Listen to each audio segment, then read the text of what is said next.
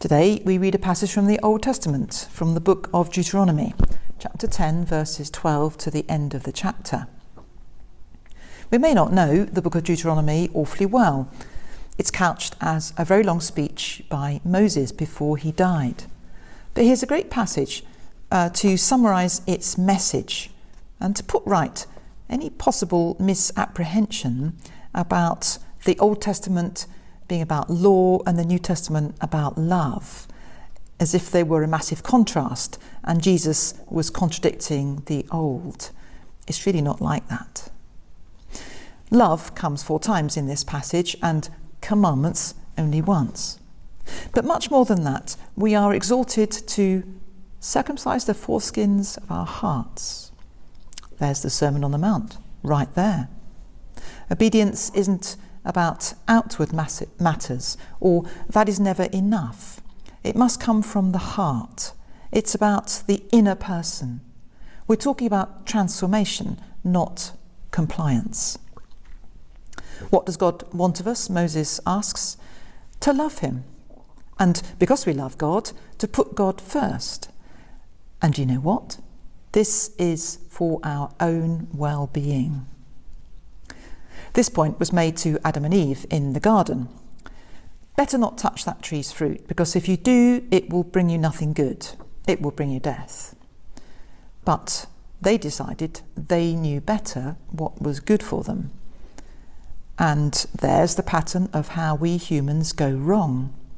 And the rest is, as they say, history, the history of the human race, and all its conflicts and problems and suffering.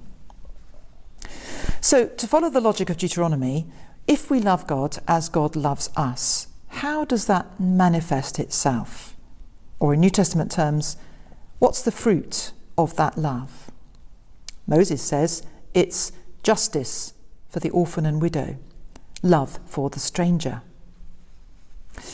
These categories of people were those who were without power or influence or a voice, with no rights or property, those who were downtrodden, those who were dependent. Moses says the mark of a society which loves God, a good society, is a society of justice and compassion expressed towards those who cannot buy it or demand it or enforce it. Because the love of God is poured out onto us, without money and without price, as Isaiah said, so we ought to pour out love to those who cannot pay us back.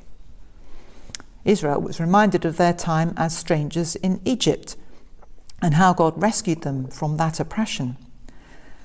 Today's strangers, in this sense, are migrant workers, asylum seekers, refugees. When we use those more familiar terms, I hope Deuteronomy seems rather relevant. An ancient text turns out to be full of ethical exhortation which we desperately need in our own time. As we go to the polling stations next week, we will not agree about which political party is best placed to lead our country in this way. But we should all aspire to achieve a society which is characterised in this way, a society which treats its least powerful members with care and respect and compassion, a community of good neighbours, a society which is just and caring.